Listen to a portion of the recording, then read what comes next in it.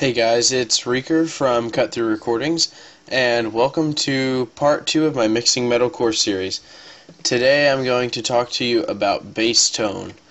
And before I get started, there's a couple plugins that I want you to grab.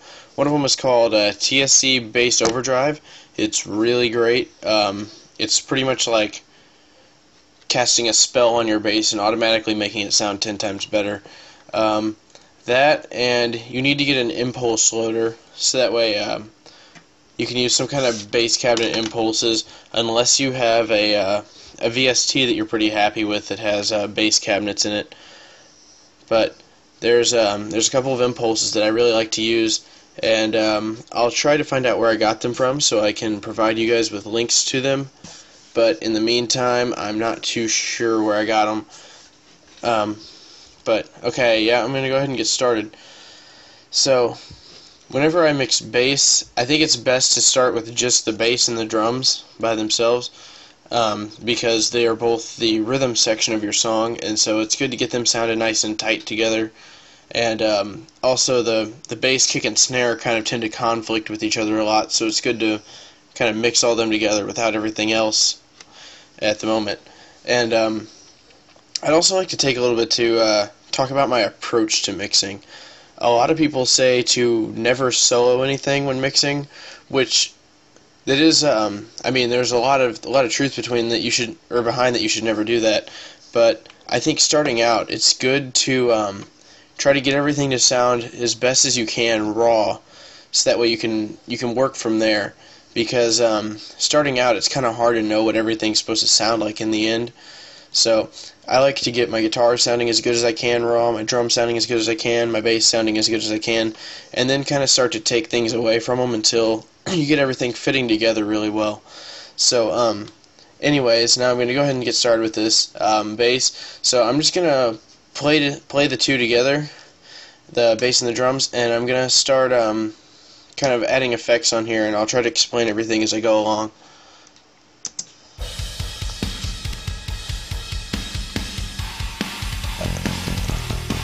Okay, so you hear that right off the bat. That bass, the bass just does not sound good without any amp or anything like that.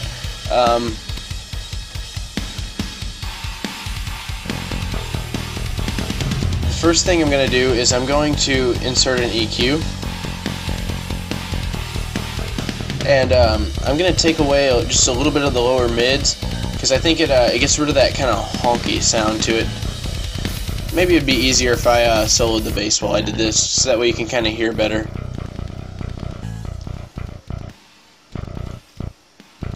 And I might go ahead and boost a little bit of the upper mids.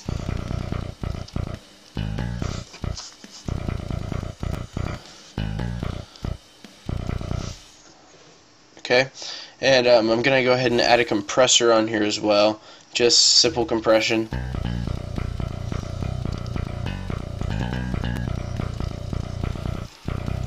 I'm going to put a ratio of about 3,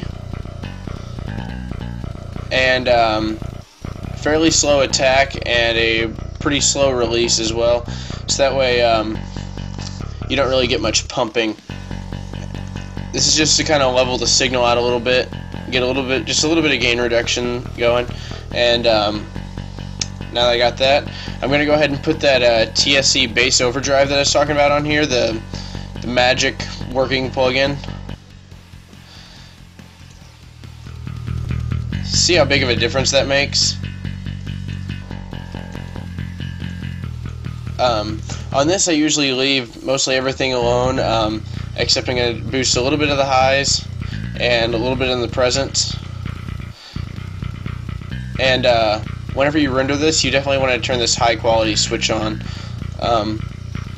That's about it for that.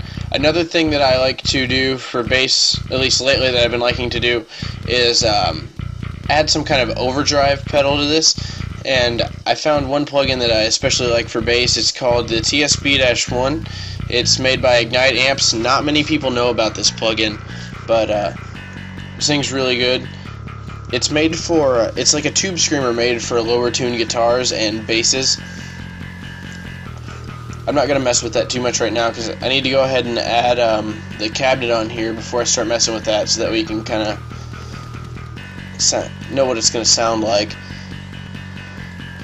For my impulses, like I said, I use recabinet, but you can use Kiefer.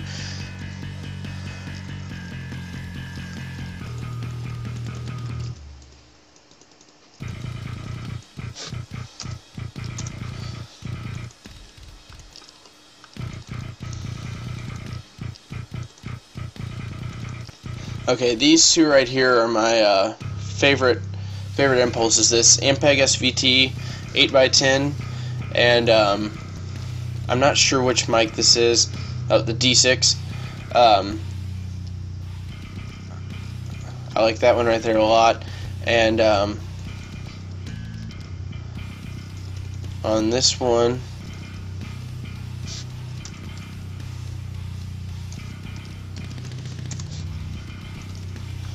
see here, I like the Eden 4x10, and also the D6 mic on this. I think these two sound pretty good together. That should loop back around now. Oh no, I guess I don't have the loop on.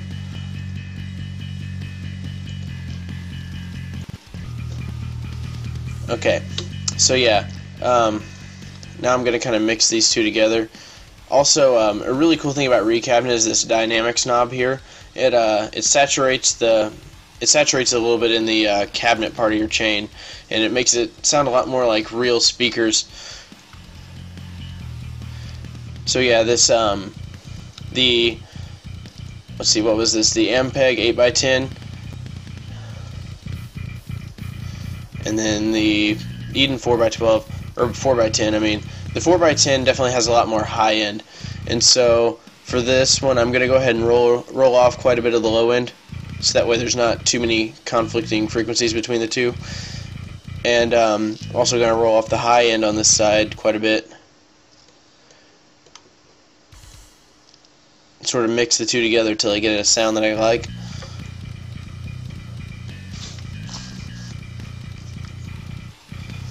Sounded pretty good.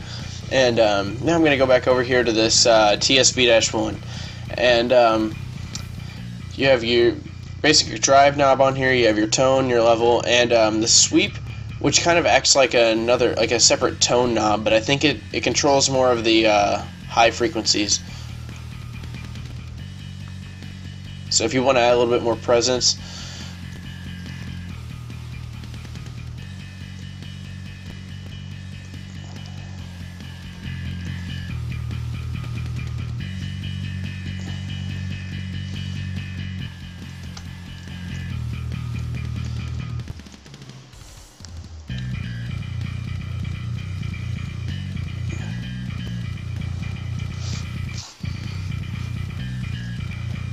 I'm really liking the way that sounds.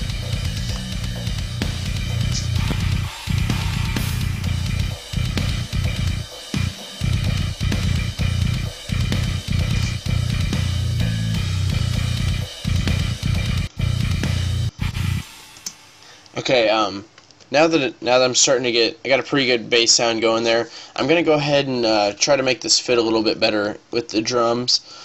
So I'm going to add an EQ in here. And I'm going to play this, and I'm going to make a cut around the 80 Hertz area and around the 200 Hertz area to make room for the kick and the snare. So I'm going to go ahead and play this.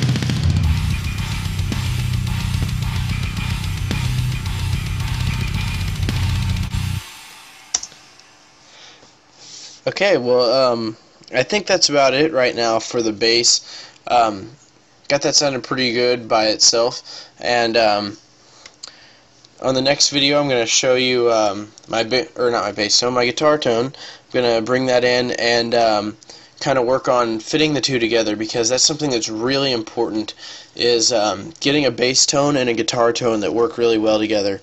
They should kind of sound like one, and that'll really help drive the song. So yeah, I guess subscribe and stay tuned for the next portion of the series. So if you're interested about guitar tone, check in and watch that. So thanks for watching, and I'll see you later.